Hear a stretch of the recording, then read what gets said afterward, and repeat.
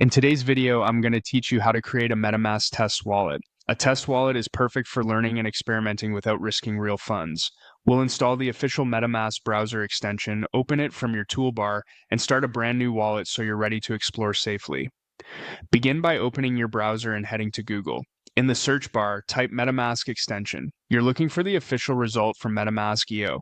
This is important. Only download MetaMask from its official site or your browser's verified web store to avoid phishing or fake extensions. Once you're on the correct page, click through to the MetaMask download. On the download page, choose to add MetaMask to your browser. In Chrome, click Add to Chrome. A small prompt will appear asking you to confirm, select Add Extension. Your browser will download and install it automatically. This only takes a moment. When the installation completes, go to the top right of your browser and open the extensions menu. It usually looks like a puzzle piece icon. Click it, then select MetaMask.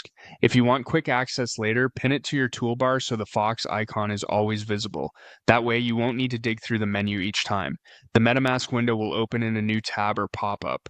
Choose Create New Wallet. This starts a fresh wallet specifically for your testing and development needs. You'll now see options to continue with Google or Apple, or to use a secret recovery method.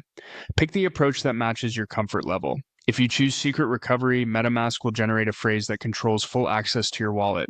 Write it down carefully, store it offline, and never share it. Anyone with that phrase can take your funds, even if they're just test tokens. If you opt to continue with an account-based option, follow the prompts and keep your sign-in secure. That's it for the initial setup. You've installed MetaMask, opened the extension from your browser, created a new wallet, and seen your setup options.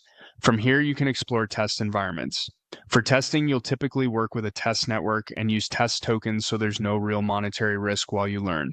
Keep security top of mind, double-check you're on official sites, and consider using a dedicated browser profile for testing to keep things organized.